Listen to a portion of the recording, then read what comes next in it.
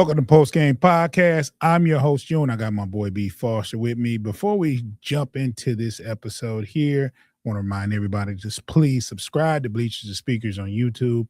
Make sure you're following us on all the aggregators. That's anywhere you can listen to a podcast. You can find us. Just type in Post Game Podcast, FFSN in your search, and you will find us.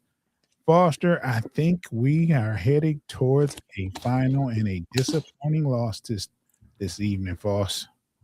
I left with 2 minutes left, and they had the ball up 8. Yeah, we're down 11 right now. Yeah, this was in the books. This is what I was afraid of. Pistons going in there and dropping game one and giving signs of hope. Signs of rust showed early, and we just never could get over the hump. We never took the lead, wound up tying the game a couple of times, but just never got over the hump, looked totally out of sync, and it looked like the Magic just wanted it more. Yeah. Yeah, go ahead. They hit shots, they played defense. Like they really turned up their defensive intensity up against us, and we just never answered.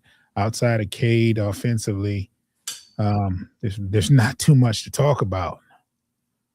I don't know the exact numbers. I know Cade was doing his thing. Yeah, I mean, today it kind of looked like Cade was out there by himself. To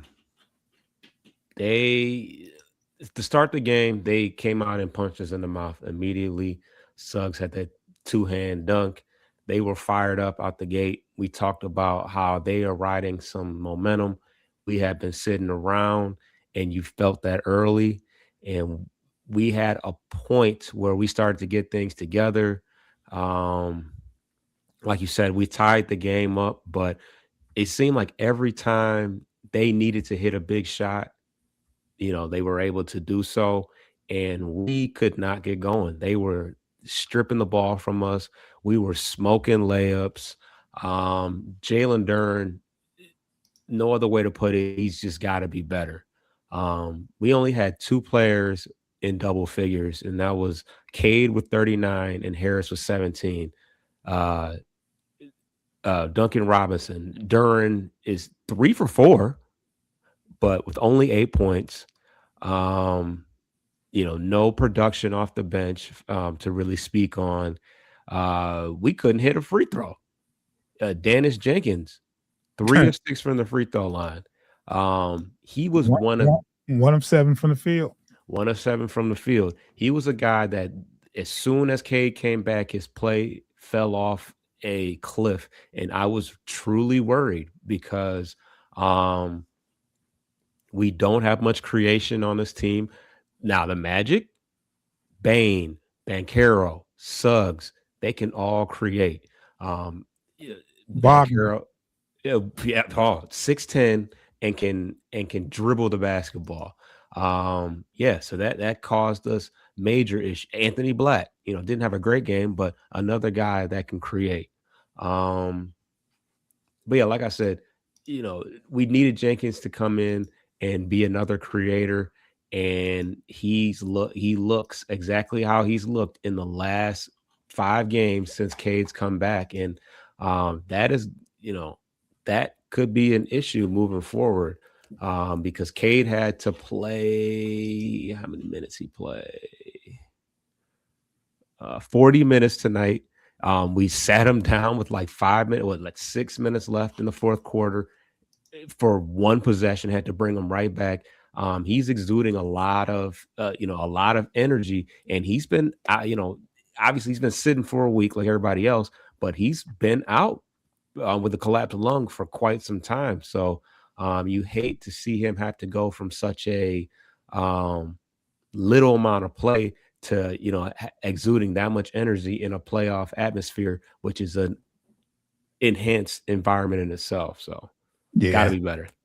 Gotta be better. We need, anytime Cade scores 39, you think instantly close game or a win, and that didn't happen. I mean, the score, the final was 112-101, and we were fighting back the whole time, and they win by double digits at home, game 1, playoffs.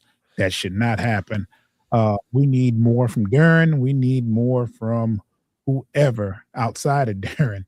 Just can't get it done with just Cade and Tobias scoring in double figures. And Tobias didn't have a great shooting night. He was 5-15 last I checked, Mm. 1-7 from three. Just not going to get it done. And they missed a bunch of free throws, like you mentioned. Need to turn up the defensive intensity early. Need to deflate these guys in game two early. There's just now we're in a must-win situation. You can't go down 0-2. You can't let game one ruin game two. You just got to do better. And we played not so well tonight, and it showed. Yeah, the home court advantage is now flipped, and you cannot afford to go back to Orlando down 2-0.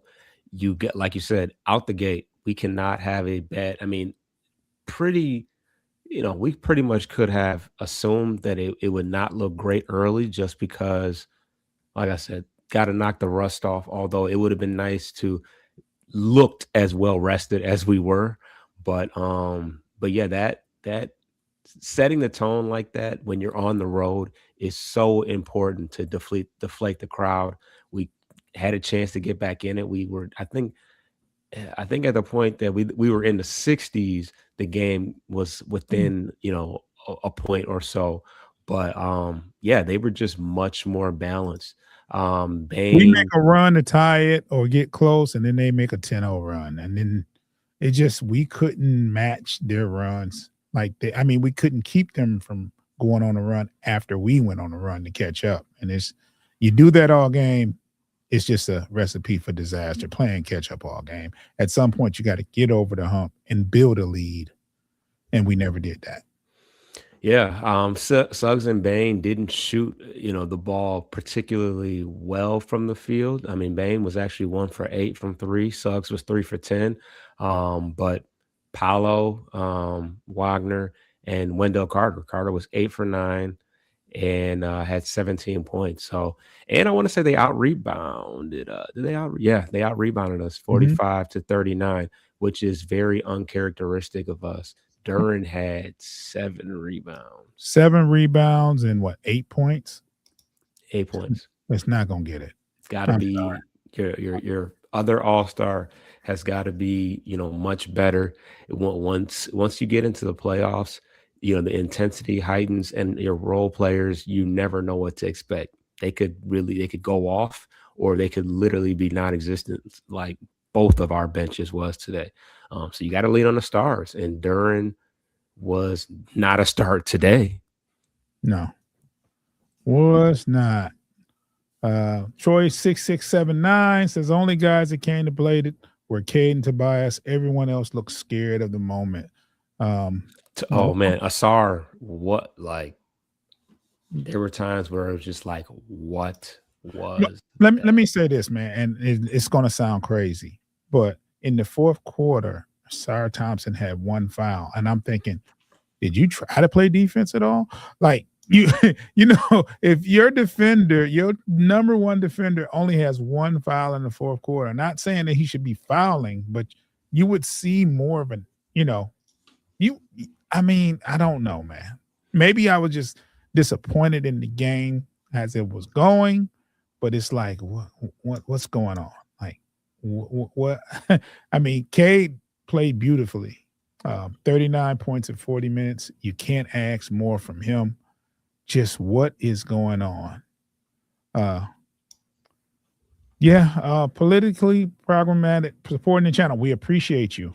Cade Ball, but was by himself. Going to be a physical series. Yeah, he was out there by himself. Tobias did what he could, but he shot 5 for 15. Uh, that He missed some open threes in the corner, He which missed a lot. are He went usually. 1 for 7, and he usually good in them corners, and he missed a lot early. Yeah, and for as bad as we played, we were in it for a lot of the time. I just can't, I feel like with the law of averages, I don't think that we continue to play this way. You could tell we were rusty. We were missing a lot of easy, bunnies at the rim.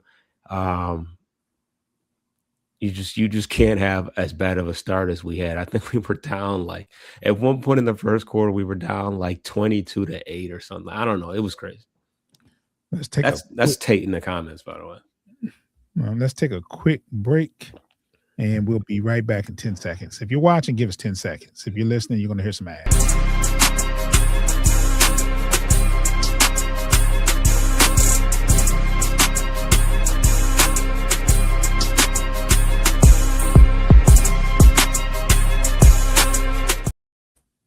Yeah.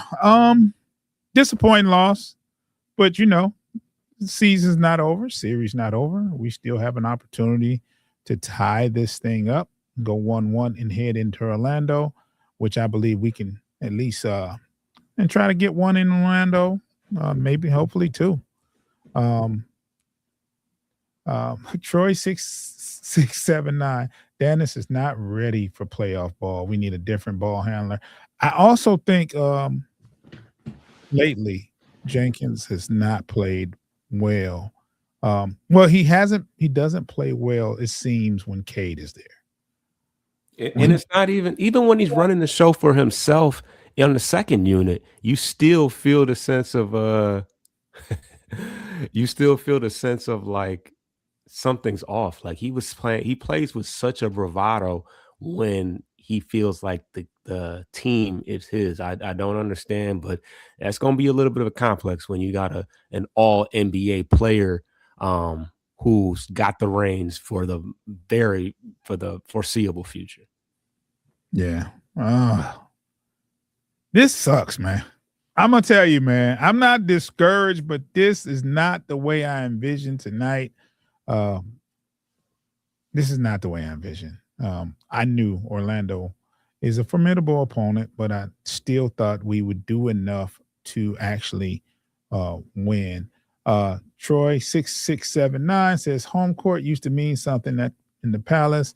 LCA crowds aren't the same. I'm not sure. Yeah. Cool Breeze 718 said y'all need a consistent second scorer playmaker. We thought we had that in Duran.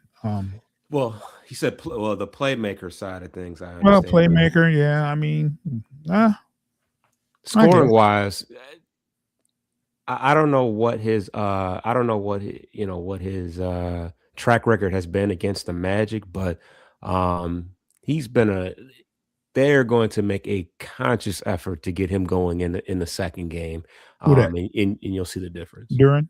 Yes. Yeah. And they didn't force feed him the ball. He didn't get a lot of looks in his defense. He shot 3 for 4. Yeah, they just couldn't get it to him. They had the one thing about the Magic, they had very active hands. I feel like every time we went to the rack, somebody was getting a hand in there and forcing a turnover. Even though we had 14, which I don't know, it just seemed like it was way more than that. Yeah, we got to be better. I agree, Cool Breeze. We need that second score. We needed that second score tonight. We didn't have it. Tobias had a double-double, but he shot 5 for 15. So that about tells it, man. Everybody else was in single digits. That about does it. The Magic didn't shoot predominantly well from 3, but they had good scoring from more than one person. So they spread it out. Go ahead, Foss. Yeah. They spread it. They spread it out, and like I said, they just every time they needed a bucket, they seemed to get it. They had one of many times that I can think about. Tristan da Silva in the corner for 3. Yeah. He knocked it. They hit the shots that we didn't. We missed a lot.